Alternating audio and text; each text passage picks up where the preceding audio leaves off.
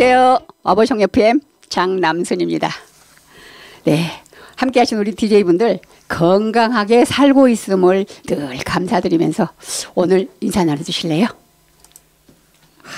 네, 따뜻한 마음, 네. 따뜻한 눈빛으로 네.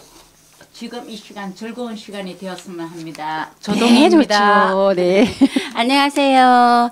늘 사랑하기로 약속했던 이영숙입니다. 우와, 제일 좋은 말씀입니다. 네. 안녕하세요. 윤명옥입니다.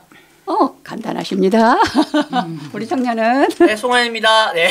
네, 다들 반갑고요. 아, 우리가 살다 보면 왜 가끔 9988234라는 말 많이 쓰죠. 네. 99세까지 팔팔하게 살다가 이틀만 아프고 3일 안에 죽는 것이 가장 행복하겠다는 우스갯소리 같지만 그 말 가운데엔 진심이 어려 있거든요. 네. 제가 요즘 절실히 느끼고 삽니다.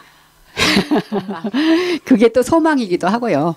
그런데 최근에는 고통스럽게 그 무의미한 연명 치료를 하지 않고 죽을 수 있는 사전 연명 의료 의향서가 있다고 뉴스나 왜 입소문으로 가끔 들어봤거든요. 예, 그래서 그런 것이 남의 이야기만은 아니구나 싶더라고요. 자, 그리고 우선 오늘도 노래 한 곡 듣고 가야죠. 아, 오늘 노래는 갈 사람이라는 노래가 있더라고요. 진성 씨가 부릅니다. 네. 네.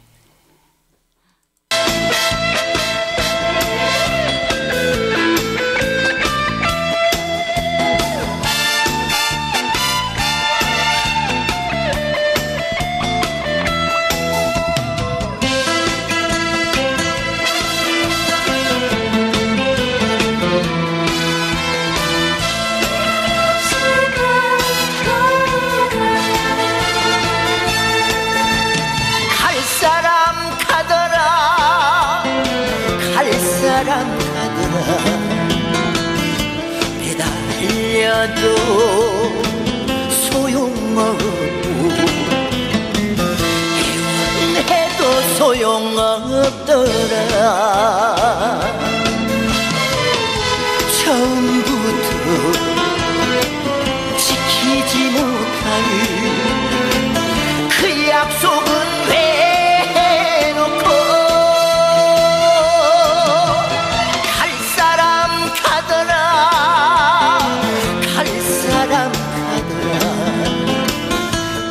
어차피 떠나갈 거면 미련 없이 가거라.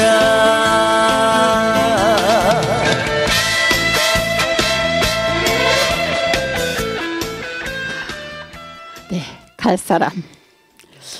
우리가 항상 지금이 소중해라고 외치며 방송을 하고 있지만 언젠가는 다 가야 하는 그 길도 한번 생각해 봐야겠더라고요. 건강할 때 미리 준비하고 대비도 해야만 하지 않을까 하고 오늘은 특별히 사전 연명 의료 의향서에 대한 전문가 선생님을 초대해 봤는데요. 모셔볼까요? 네. 네, 어서 오세요. 어서 오세요.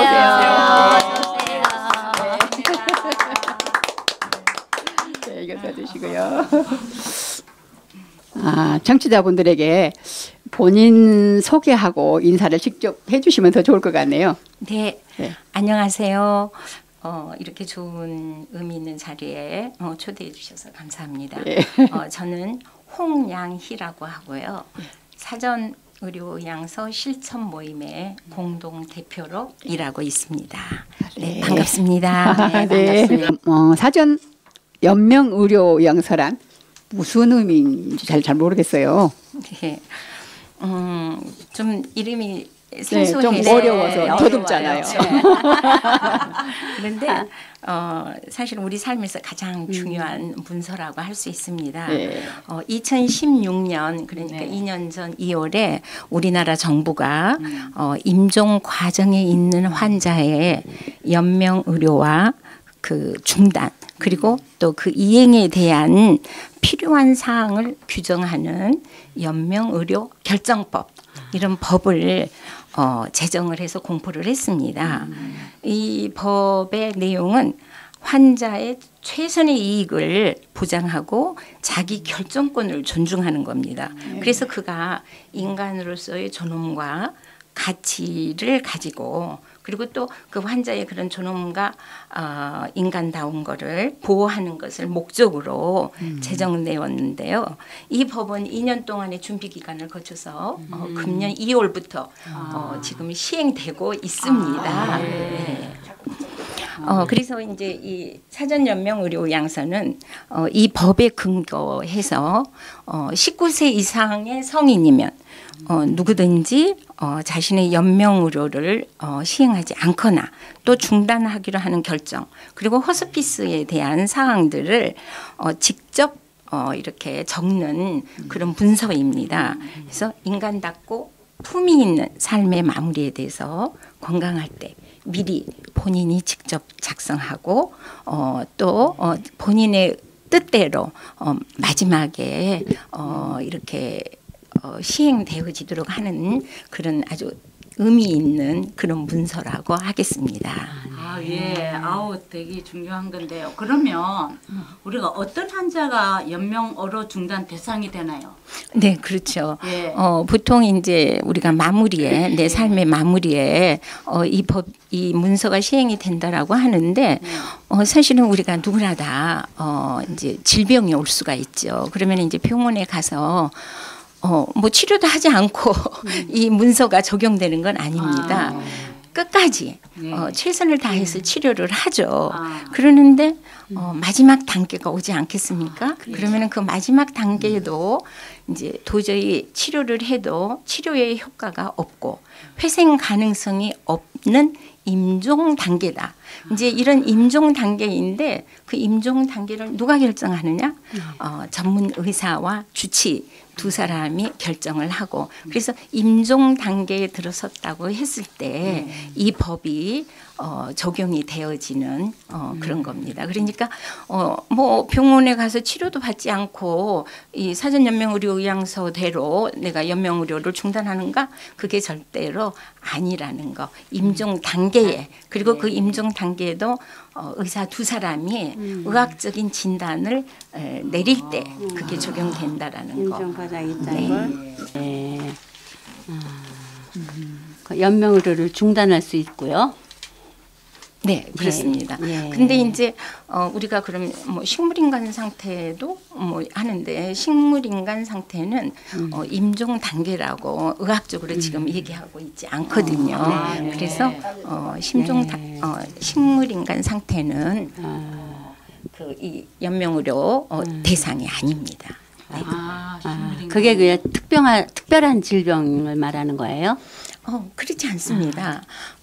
누구나 뭐 질병으로 또 사고로 그런 그 임종 단계를 가게 되죠. 네. 그러니까 임종 단계라는 건 죽음이 가까워졌다라고 하는 거를 얘기하는데 그때 이 내가 미리서 건강할 때 써놓았던 이 사전연명의료의향서에 적어놓은 대로 의사가 이행을 한다라고 하는 거죠. 네.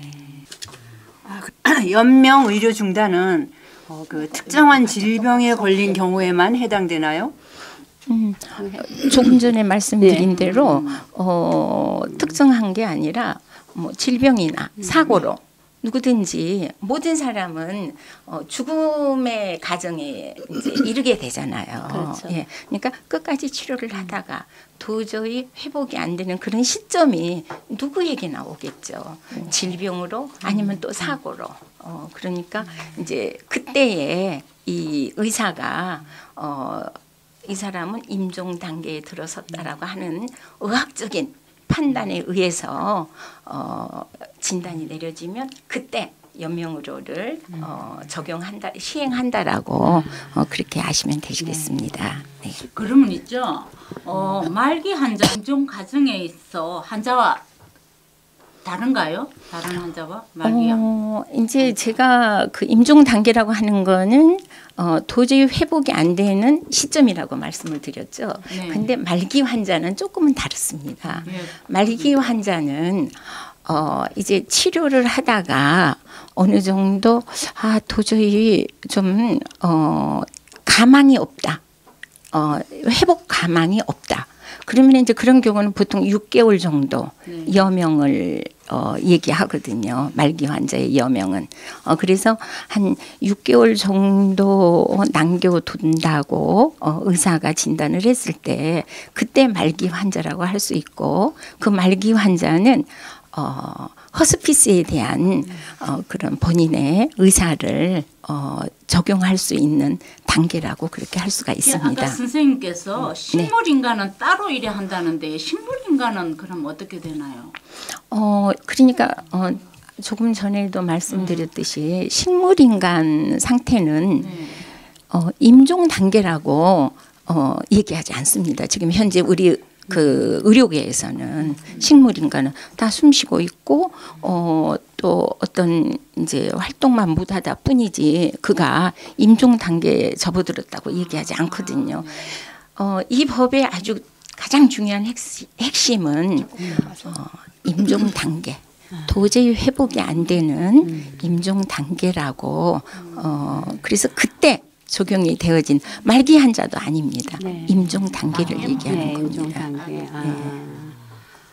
호스피스 완화 의료는 무엇을 말하는 거예요? 호스피스 완화 의료를 말씀드리기 전에 제가 몇 가지 중요한 얘기를 또 조금 짚고 넘어가야지 될 것 같은데요. 그러면 이 환자에게 아무리 임종 단계에 접어들었다고 해서 모든 연명 의료를 중단하는가? 아닙니다. 여기서는 법에서 딱 4가지를 명시하고 있습니다.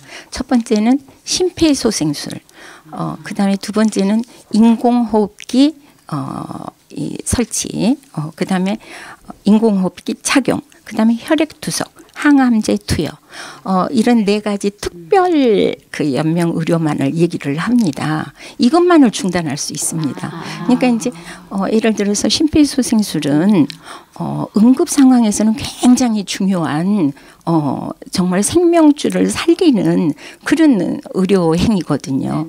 근데 임종 단계에 접어들었을 때는 이 심폐소생술이 의미가 없고 그렇겠죠. 환자를 고통스럽게 한다라는 거죠. 그래서 지금 여기 이런 그 지금 연명 의료를 중단할 수 있는 거는 환자를 고통스럽게 하는 거를 하지 않겠다라고 하는 거거든요.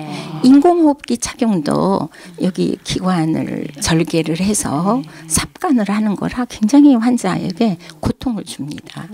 항암제도 우리가 암을 치료하기 위해서는 반드시 항암 치료를 하지요. 근데 도저히 회복이 안 되는 시점, 그때는 항암 치료가 의미가 없고 오히려 부작용으로 그 환자를 고통스럽게 한다라는 거죠. 그리고 혈액투석은 뭐 여러분들 다 아시는 대로 그 맑은 피로 이렇게 이제 좀 찌꺼기를 걸러내고 맑은 피로 이렇게 넣어주는 거를 얘기하잖아요. 그런데 이미 모든 임종 단계가 되어지면 장기가 제 기능을 못하고는 그런 상태죠. 그런 상태에 아무리 맑은 피를 투입을 한다고 해서 그게 의미가 있다라는 게 아닙니다. 그래서 이 4가지를 중단하겠다라고 내가 선택하는 거고요. 그런데 제가 처음에 말씀드렸듯이 이 법은 그 환자의 그 인간의 존엄성 또 최선의 가치를 보호하기 위해서 이 법이 만들어졌다라고 말씀을 드렸잖아요. 근데 마지막 단계에서 그 통증 이런 걸로 굉장히 고통스러운 경우가 많습니다. 그럴 때 통증 조절은 중단할 수가 없습니다. 끝까지 통증 조절은 할 수 있고요. 그리고 이제 우리 어르신들이 옛날에도 많이 그랬죠. 그 굶겨 죽일 수야 없지 않느냐. 그렇죠. 그래서 이제 특별히 우리나라의 그런 정서라든지 또 이런 의학적인 판단에 의해서 영양 공급을 중단할 수 없습니다.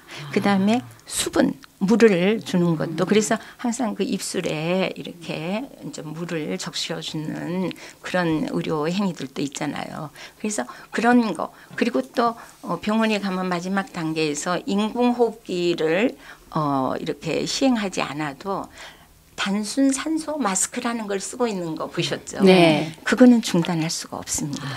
왜냐하면은 인공호흡기는 굉장히 고통을 주는데 산소 최소한의 산소는 공급이 되어져야만이 그 환자가 자연스럽게 임종할 수가 있기 때문에 단순 산소 공급이라든지 수분이라든지 영양이라든지 또 그리고 통증 조절 이런 거는 인간으로서 지켜야 될 최소의 그런 품위나 인간다움을 유지시켜 줘야지 되는 거기 때문에 그거를 중단할 수는 없습니다.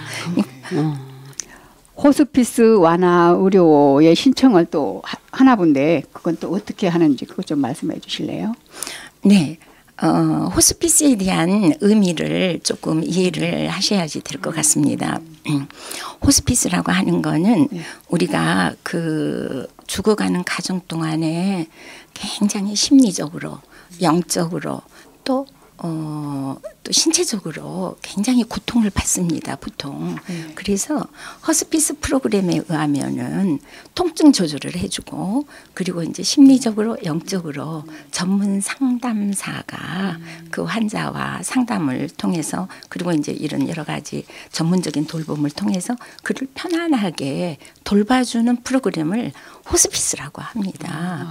예. 근데 이제 우리가 아까 말씀드렸듯이 말기 환자가 되어지면 이제 그런 인간의 어떤 그런 본능적인 그리고 또 내가 처한 상황이 너무나 고통스럽고 한스럽고 절망스러워서 이렇게 다운이 되죠. 이제 그럴 때 이 호스피스 프로그램을 신청을 할 수가 있는 겁니다. 말기 상태에서. 네. 그러면 호스피스는 병원 안에서도 그 프로그램을 받을 수도 있고요. 가정에서 호스피스를 신청할 수도 있고 이번에 그 연명의료 결정법에 의하면 이 호스피스 프로그램을 굉장히 많이 그 시설을 확대를 해서 가능하면은 원하는 사람은 이 프로그램을 다 받을 수 있도록 그리고 또 이 프로그램을 받는데 그럼 좀 비용이 많이 들지 않는가?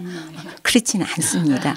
오히려 자기 부담은 한 5% 정도 그런 이제 그 보험 혜택을 받고 호스피스를 신청할 수가 있습니다. 그래서 이제 그때는 의사가 호스피스에 가실 수 있다라고 추천하는 소견서를 이제 써줍니다. 그러면 그걸 가지고 호스피스 시설에 입원할 수도 있고 또 집에서 호스피스 간호사를 이렇게 요청할 수도 있습니다. 네. 제가 많이 좋아졌나요? 제가 갑자기 좀 질문 사항이 생겨가지고 아까 좀 연명 치료 그런 부분에서 이게 제 아는 분의 가족 케이스였거든요. 그러니까 원래 의식불명 이렇게 이시나 식물인간에 가까운 상태이셨다가 급속도로 이렇게 좀 상태가 악화되신 경우가 있어요. 합병증 이런 게 좀 나이도 드시고 하셔서 그런 경우에는 주치의 판단에 의해서 연명 그러니까 임종 과정에 있는 환자로 분류가 바뀔 수도 있는 건가요? 지금 현재 이 법이 시행된 거는 금년 2월부터입니다. 금년 2월. 그럼 그 이전에서는 그냥 주치의 그 이전에는 주치의가 아무리 임종 단계에 접어들었어도 연명의료를 중단할 수가 없었습니다. 사실은 우리나라 의료 현장이. 그래서 임종 기간을 만을 연장하는 그런 의료적인 간행들이 병원에서 있었죠. 그래서 뭐 줄줄이 꽂고 중환자실에서 마지막까지 고통스럽게 그 인간다운 모습을 전혀 찾아볼 수 없는 상태로 있게 되죠.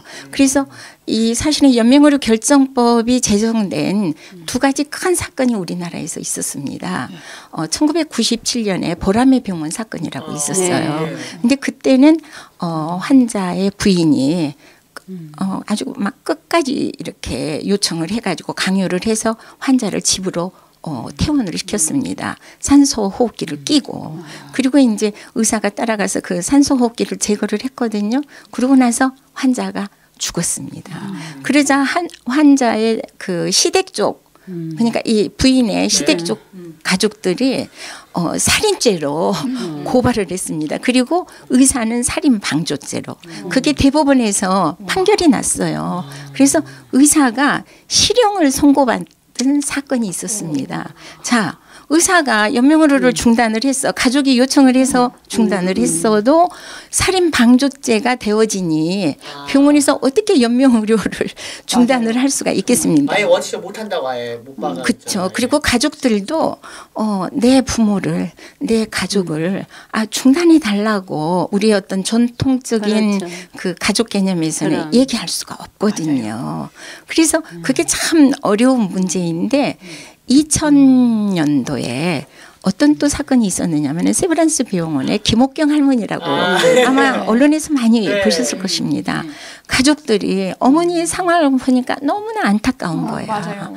도저히 우리 어머니라고는 할 수 없는, 우리 할머니라고는 할 수 없는 상황으로 연명만을 하고 있는 상황을 보고 우리 어머니의 인공호흡기를 제거해 달라고 가족들이 그거를 요청을 했습니다. 그래서 대법원에서 그거를 수용하는 판결이 나왔습니다. 그 법에 근거해서 이 연명의료 결정법이 만들어졌죠.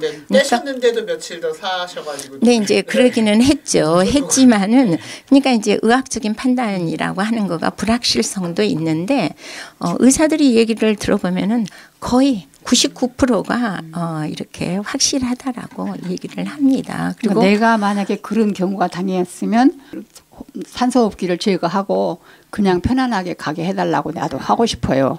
근데 그 상황에는 내가 말을 할 수가 없잖아. 그러니까 이게 쓰는 게 필요한 것 같아요. 네. 그죠? 그리고 이제 제일 중요한 게 우리의 그 가족이라고 하는 가족 개념은 굉장히 끈끈하죠. 그렇죠. 그래서 맞아요. 또 전통 아무리 뭐 세상이 막 그냥 말세가 돼간다고 해도 그 어떤 가족에 대한 거는 이렇게 쉽게 얘기가 안 되어지거든요. 그러니까 내 어머니를 중단해 주세요. 뭐 그만 치료해 주세요라는 얘기를 도저히 할 수가 없죠. 그러니까 내가 건강할 때 결정을 하고 가족들에게도 나는 이거 미리서 죽겠다라는 게 아니다. 내가 열심히 살았고 또 열심히 치료도 받을 것이다. 하지만 도저히 회복이 안 되는 시점이라고 의사의 판단이 내려지면 나를 고통스럽게 나를 정말 인간의 존엄성이라고는 찾아볼 수 없는 그런 상황으로 나를 내버려 두지 말아다오.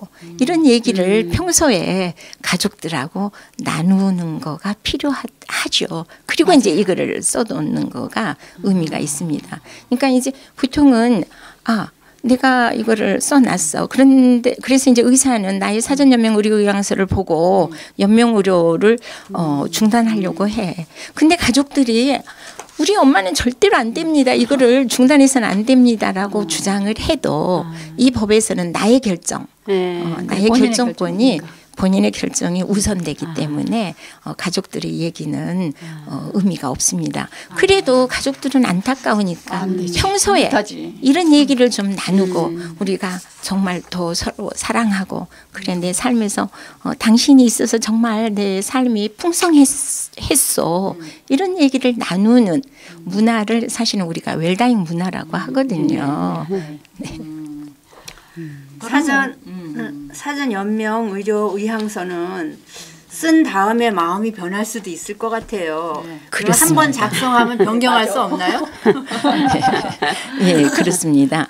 그런데 이거는 언제든지 변경이나 철회가 가능합니다. 네. 그러니까 이제 여러분들께서 만약에 그래 이제 오늘 이 방송을 듣고 사전 연명 의료 의향서를 내가 작성하고 싶어. 그거 어디 가서 작성해야 되죠? 라고 이제 다들 이제 궁금해 하시겠죠. 네, 방송 들으면 아마 연락이 많이 올 것 같은데. 이거는 법적 서식입니다. 그래서 정부가 지정한 등록기관에 가셔서 작성을 하는 겁니다. 그런데 이제 그때는 등록기관에는 전문 상담사가 상주에 있습니다.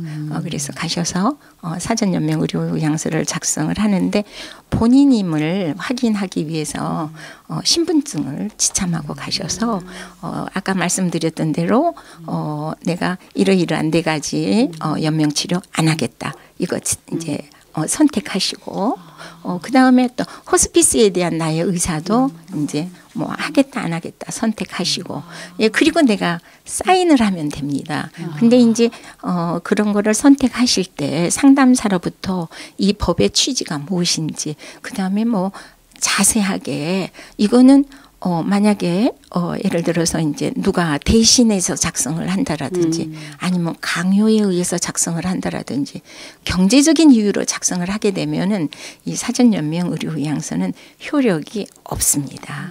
그래서 이제 그런 것에 대한 설명을 충분히 듣고 언제든지 변경이나 철회가 가능합니다. 이런 설명도 듣고. 근데 그 의향서는 어디다가 보관해요? 네, 아주 중요한 질문을 하셨는데요. 그 전에는 이런 운동이 민간 차원에서 이렇게 활발하게 일어날 때는 개인이 보관을 했어요. 근데 이제 이 법에 의해서는 국가가 운영하는 전산망에다가 등록이 되어집니다. 여러분들의 그 병원에 가시면 주민등록번호만 얘기하면은 나의 신상이 이렇게 그대로 이렇게 떠오르죠. 마찬가지로 여러분들의 이제 주민등록과 성함을 얘기하시면은 그 전산망에서 의사가 바로 열람을 할 수가 있습니다. 그래서 여러분들이 등록기관에 가셔서 이거를 작성을 하셨어요. 그러면 그 등록기관에서 바로 여러분들의 서명을 받고 확인을 받은 다음에 A4 용지 한 장 정도의 서식입니다. 그래서 이제 그거를 국가 전산망에다가 바로 등록을 합니다. 그러면 등록되어짐과 동시에 여러분의 핸드폰으로 당신의 사전연명 의료의향서가 등록되어졌음을 확인드립니다라고 하는 문자가 오게 됩니다. 그래서 이제 이게 이제 완료가 되는 겁니다. 그럼 만약에 그 본인이 아파서 이렇게 누워 있는데 만약에 식물인간이 내가 됐다. 근데 그거 연락을 어떻게 가나요? 병원에서 그냥 식물인간은 안 되죠. 안 돼. 의사 표현이 만약에 안 되는 그러니까 의사 표현을 못 하고 내가 그런 이제 못 하게 돼 있는데 네. 그런데 이제 이 환자가 아까 말씀드렸죠. 제가 임종 단계라고 의사가. 근데 임종 단계인 순간에 이 환자가 의식이 없게 돼요. 그러면은 이 사전연명 의료의향서를 써놓은 사람은 의사가 열람을 해서 그래서 적용을 할 수가 있죠. 이행을 하겠죠. 그런데 내가 이거를 써놓지를 않았어. 그리고 나는 의식이 없어졌어. 그러면 나는 연명으로 중단을 못하나? 그렇지는 않습니다. 내가 평소에 이런 유언장에다가 나는 연명의료 절대로 하지 말아라 무의미한 이런 거를 써놨다라든지 아니면은 그런 유사한 문서를 작성을 해놓은 거를 가족 두 사람이 확인을 하고 그거를 의사가 인정을 하면은 중단할 수가 있습니다. 그러니까 이런 거는 그 환자의 환자의 평소의 의사를 추정하는 추정 자료를 가족들이 제시를 하면 되는데 그런 추정 자료도 없어. 그러면 어떻게? 가족 전원이 의견 일치를 해야지 됩니다. 그 가족은 직계만 되는 아니요. 거예요? 직계와 또 비존속까지. 그래서 굉장히 가족의 범위가 넓어집니다. 그렇죠. 그러면 그 사람들이 다 동의하는 그 동의를 만들기도 어려울 뿐 아니라 지금 뭐 상황은 그렇죠. 급박한 상황인데 그래서 내가 평소에 나의 전후만 마무리에 대해서 생각하면서 이거를 작성을 하고 등록기관에다가 작성을 해서 국가전산망에다가 등록을 해둘 필요가 있겠다라는 말씀을 드립니다. 그 작성하는 데는 비용이 드나요? 아닙니다. 나의 마음이 네. 이제 어느 정도 그 정리되어져 있고 주민등록증만 가지고 오시면은 작성이 가능하십니다. 알겠습니다. 좀 길었으면 더 많이 듣고 싶은데 네 오늘 참 중요한 말씀을 들었는데요. 유비무환이라죠. 네. 죽음도 미리 준비하면 당황하는 일이 적지 않을까요? 그렇죠. 네. 죽는다라고 생각하지 말고 더 좋은 곳으로 간다고 생각하면 마음이 편안해지리라 여기면서 여기서 작별 인사 드릴까 봐요. 예. 그래서 뭐니 해도 뭐라고요? 지금이 소중해. 네. 자, 여러분 다 건강하세요. 네, 감사합니다. 감사합니다. 네.